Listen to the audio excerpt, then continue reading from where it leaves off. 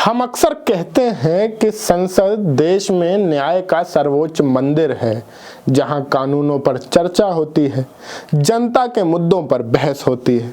लेकिन 2 फरवरी 2026 को संसद के भीतर जो हुआ, उसने संसदीय मर्यादा और राजनीतिक आरोप प्रत्यारोप की एक नई इबारत लिख दी है। बजट सत्र के दूसरे दिन जब राष्ट्रपति के अभिभाषण पर धन्यवाद प्रस्ताव पर चर्चा शुरू हुई, तो उम्मीद थी कि बात नीतियों पर होगी, लेकिन बात पहुंच गई सीमाओं पर, चाहे वो देश की सीमा हो या फिर शब्दों की सीमा। एक तरफ राहुल गांधी हाथ में एक कागज लहराते हुए चीन सीमा और डोकलाम का मुद्दा उठा रहे थे, तो दूसरी तरफ गृह मंत्री अमित शाह और रक्षा मंत्री राजनाथ सिंह ढाल बनकर खड़े थे। मुद्दा था पूर्व आर्मी चीफ जनरल नरवणे की वो किताब जो अब तक पब्लिश नहीं हुई है, लेकिन जिसने संसद में भूचाल ला दिया। आज के इस विशेष एपिसोड में हम संसद के हर उस पल का पोस्टमार्टम करेंगे जो टीवी न्यूज की हेडलाइन में शायद दब गया हो। हम बात करेंगे उस असमिया गमछे की जिसने बीजेपी को कांग्रेस पर हमला करने का मौका दिया। हम बात करेंगे उस प्राइवेट अस्पताल की लूट की जिसने राज्यसभा को सन्न कर दिया, और हम विश्लेषण करेंगे उस आर्थिक और सुरक्षा मॉडल का जिस पर सत्ता पक्ष और विपक्ष में आर पार की लड़ाई छिड़ गई है। कुर्सी की पेटी बांध लीजिए, क्योंकि अगले 1 घंटे हम संसद के अखाड़े में उतरने वाले हैं। नमस्कार, मैं हूं शाश्वत सिंह दर्पण और आप देख रहे हैं द देश बोर्ड। दिन की शुरुआत सुबह 11 बजे लोकसभा में हुई, लेकिन विधायी कामकाज से पहले स्पीकर ओम बिरला का अनुशासन देखने को मिला। संसद की कार्रवाई को सुचारू रूप से चलाना एक टेढ़ी खीर है, और यह सुबह ही साबित हो गया जब स्पीकर ने सांसदों को क्लास मॉनिटर की तरह डांट लगाई। सांसद सदन में गार्डन की तरह घूम रहे थे, बातचीत कर रहे थे, जिस पर स्पीकर ने सख्त लहजे में कहा कि अपनी सीटों पर बैठ जाइए। यहां तक कि मंत्रियों को भी नहीं बख्शा गया। जब श्रम राज्य मंत्री शोभा कंदरलाजे एक सवाल का जवाब देते हुए लंबी भूमिका बांधने लगी, तो स्पीकर ने उन्हें टोकते हुए कहा कि संक्षिप्त जवाब दें, भूमिका न बांधें। यह छोटी सी घटना यह बताने के लिए काफी है कि स्पीकर इस सत्र में समय की बर्बादी के मूड में बिल्कुल नहीं थे। प्रश्नकाल के दौरान रोजगार, सरकारी स्कूलों के बंद होने और प्रदूषण जैसे गंभीर मुद्दों पर सवाल पूछे गए, लेकिन असली ड्रामा प्रश्नकाल के बाद शुरू हुआ। राष्ट्रपति के अभिभाषण पर धन्यवाद प्रस्ताव की शुरुआत करने आए केंद्रीय मंत्री सर्बानंद सोनोवाल, जो खुद नॉर्थ ईस्ट से आते हैं, उन्होंने कांग्रेस की दुखती रग पर हाथ रख दिया। उन्होंने राहुल गांधी के भारत जोड़ो न्याय यात्रा के दौरान हुई एक घटना का जिक्र करते हुए आरोप लगाया कि कांग्रेस नेताओं ने असमिया गमछे का अपमान किया है। सोनोवाल ने बहुत ही भावुक होकर कहा कि जिस गमछे में असम की महिलाएं अपने सपने बुनती हैं, जिसे महात्मा गांधी ने भी सम्मान दिया था, उसे कांग्रेस के नेताओं ने फेंक दिया।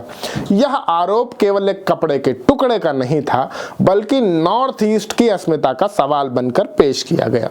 सोनोवाल ने कहा कि 55 साल राज करने वाली कांग्रेस ने नॉर्थ ईस्ट को केवल गोलीबारी और अस्थिरता दी, जबकि मोदी सरकार ने वहां विकास पहुंचाया।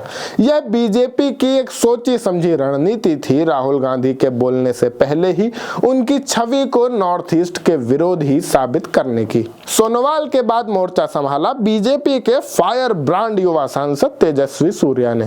तेजस्वी ने अपने भाषण में 2004 से 2014 के यूपीए कार्यकाल की तुलना मोदी सरकार के पिछले 12 सालों से की।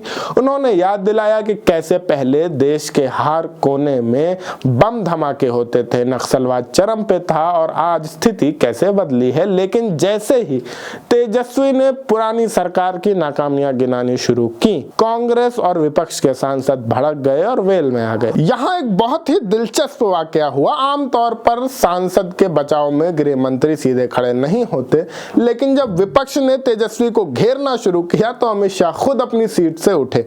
उन्होंने विपक्ष को डांटते हुए कहा कि तेजस्वी सूर्या जो कह रहे हैं वो राष्ट्रपति के अभिभाषण की बात नहीं है, बल्कि विपक्ष के पुराने कारनामों का जवाब जवाब है। शाह का ये आक्रामक रूप बता रहा था कि सरकार इस सत्र में बैकफुट पर खेलने के मूड में बिल्कुल नहीं है।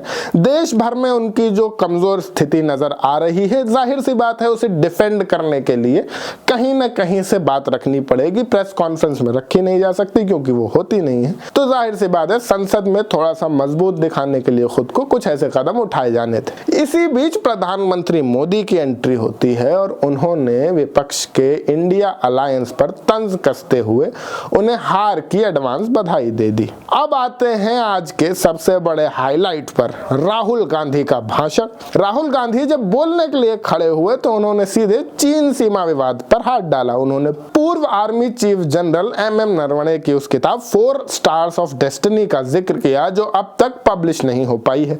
राहुल ने मैगजीन की रिपोर्ट का हवाला देते हुए कहा कि डोकलाम संकट के दौरान चीनी टैंक भारतीय सीमा के बेहद करीब कैलाश रेंज तक आ गए थे और सरकार ने खतरे की गंभीरता को छुपाया। राहुल का यह कहना था कि पूरा सत्ता पक्ष उबल पड़ा। जाहिर सी बात है कि जब पर्दाफाश होगा तो आदमी को डर लगता है। रक्षा मंत्री राजनाथ सिंह ने तुरंत पॉइंट ऑफ ऑर्डर उठाया। यहां एक तकनीकी पेंच फंस गया। राजनाथ सिंह और अमित शाह का तर्क था कि जो किताब प्रकाशित ही नहीं हुई उसका हवाला संसद में कैसे दिया जा सकता है। उन्होंने राहुल गांधी को चुनौती दी कि वो उस दस्तावेज को ऑथेंटिकेट करें, यानी उसकी जिम्मेदारी लें और टेबल पर रखें। राहुल गांधी कह रहे थे कि यह मैगजीन की रिपोर्ट है, जबकि सरकार कह रही थी कि मैगजीन कुछ भी छाप सकती है।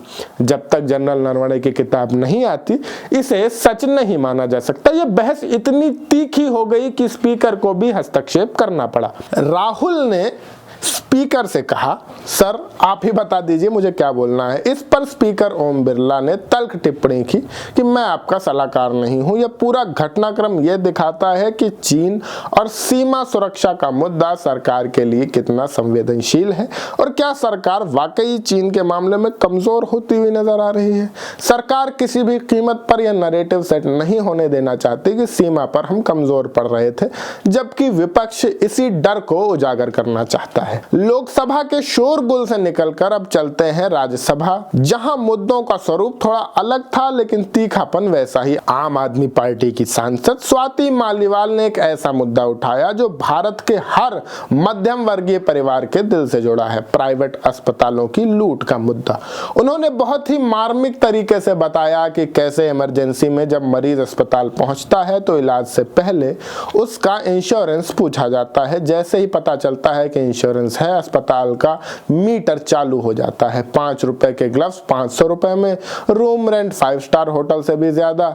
उन्होंने जेनेरिक दवाओं की जगह महंगी ब्रांडेड दवाएं लिखने के नेक्सस का पर्दाफाश किया। यह भाषण इसलिए महत्वपूर्ण है क्योंकि अक्सर संसद में बड़े राजनीतिक मुद्दों के शोर में आम आदमी की जेब काटने वाले ये मुद्दे दब जाते हैं। स्वाति मालीवाल का यह भाषण एक रियलिटी चेक था कि हमारी हेल्थ केयर व्यवस्था में सब कुछ ठीक नहीं है। राज्यसभा में ही एक और बड़ा टकराव देखने को मिला। जल जीवन मिशन और अमृत सरोवर को लेकर समाजवादी पार्टी के वयोवृद्ध सांसद रामजी लाल सुमन ने सरकार के दावों की धज्जियां उड़ा दी। उन्होंने कहा कि सरकार दावा करती है कि 69,000 अमृत सरोवर बन गए, लेकिन जमीनी हकीकत यह है कि गांव के तालाब सूखे पड़े हैं, उनमें गंदगी का अंबार है। कांग्रेस के प्रमोद तिवारी ने भी सरकार को घेरते हुए कहा कि आप जनता को जहरीला पानी पिला रहे हैं, ग्राउंड वाटर का स्तर गिर रहा है और उसमें आर्सेनिक जैसे तत्व बढ़ रहे हैं। विपक्ष का आरोप था कि नल से जल योजना में भारी भ्रष्टाचार हो रहा है और अधिकारी केवल कागजों पर तालाब खोद रहे हैं। जल शक्ति मंत्री CR पाटिल ने बचाव की कोशिश की, लेकिन विपक्ष के तेवर बता रहे थे कि यह मुद्दा आने वाले चुनावों में बड़ा बनने वाला है। दिन के अंत में राज्यसभा में एक वैचारिक युद्ध छिड़ गया। कांग्रेस के दिग्विजय सिंह ने RSS और गोडसे की विचारधारा पर सवाल उठाए, जिस पर बीजेपी भड़क गई। लेकिन असली मुकाबला हुआ आम आदमी पार्टी के संजय सिंह और बीजेपी के सुधांशु त्रिवेदी के बीच। संजय सिंह ने बीजेपी को देश को धर्म और जातियों में बांटने का आरोप लगाया। हिंदू को मुस्लिम से, मराठा को गैर मराठा से, दलित को सवर्ण से लड़ाने का आरोप लगाया। लेकिन संजय सिंह ने हद तब पार कर दी दी जब उन्होंने प्रधानमंत्री का नाम अंतर्राष्ट्रीय एप्स्टीन फाइल्स विवाद में घसीटने की कोशिश की। ये एक बहुत ही गंभीर और विवादास्पद आरोप था। इस पर बीजेपी के प्रवक्ता और सांसद सुधांशु त्रिवेदी ने प्रचंड पलटवार किया। उन्होंने इसे प्रधानमंत्री के खिलाफ एक विकृत मानसिकता का परिचायक बताया। सुधांशु ने कहा कि जिस फाइल में प्रधानमंत्री का कोई लेना देना नहीं है, उसका जिक्र संसद के पवित्र पटल पर करना विपक्ष की हताशा को दिखाता है। उन्होंने संजय सिंह के जातिगत जनगणना और विभाजन के आरोपों का जवाब देते हुए कहा कि लोग खुद जातियों की राजनीति करते हैं, वो आज राष्ट्रवाद के महामेरु पर वार कर रहने की कोशिश कर रहे हैं। यह बहस दिखाती है कि 2026 में राजनीति अब केवल विकास पर नहीं बल्कि गहरे नैरेटिव वॉर और चरित्र हनन की दिशा में बढ़ रही है। तो दोस्तों, ये था संसद में 2 फरवरी का पूरा लेखा जोखा। अगर हम इसे एक बड़ी तस्वीर में देखें तो कुछ बातें बिल्कुल साफ हैं। पहला, सरकार चीन और राष्ट्रीय सुरक्षा के मुद्दे पर बेहद आक्रामक है। शायद ये उनका डर है, ये वक्त ही बताएगा। और विपक्ष को इंच भर भी जमीन देने को तैयार नहीं है सरकार। राहुल गांधी द्वारा अप्रकाशित किताब का हवाला देना यह बताता है कि विपक्ष के पास सरकार को घेरने के लिए ठोस दस्तावेजों की कमी है, इसलिए वो मीडिया रिपोर्ट्स या लीक हुई जानकारियों का सहारा ले रहे हैं। दूसरा है, स्पीकर और चेयर का रवैया बहुत ही सख्त हो चुका है। नियमों का उल्लंघन करने पर अब सीधी कार्रवाई की चेतावनी दी जा रही है। और तीसरा, जनता के असली मुद्दे जैसे अस्पताल की लूट, पीने का पानी और रोजगार अभी भी राजनीतिक शोरगुल में कहीं न कहीं पीछे छूट रहे हैं। संसद की ये कार्रवाई हमें यह सोचने पर मजबूर करती है कि क्या हमारा लोकतंत्र संवाद से विवाद की ओर बढ़ रहा है? क्या शब्दों की सीमा लांघना अब न्यू नॉर्मल बन गया है? पूरे हंगामे में आपको किसका पक्ष सही लगा? क्या राहुल गांधी को बिना किताब पब्लिश हुए उसे कोट करना चाहिए था, या फिर सरकार चीन के मुद्दे पर कुछ छुपा रही है? अपनी राय हमें कमेंट बॉक्स में जरूर बताइए। इस वीडियो को बनाने में हमारी पूरी टीम ने बहुत मेहनत की है। अगर आपको ये वीडियो पसंद आई हो तो इस वीडियो को लाइक करिए, अपने दोस्तों के साथ शेयर करिए और हमारे और अपने चैनल द देश बोर्ड को जरूर सब्सक्राइब करिए। मैं शाश्वत सिंह दर्पण आप सबका बहुत बहुत शुक्रिया। जय हिंद, जय भारत।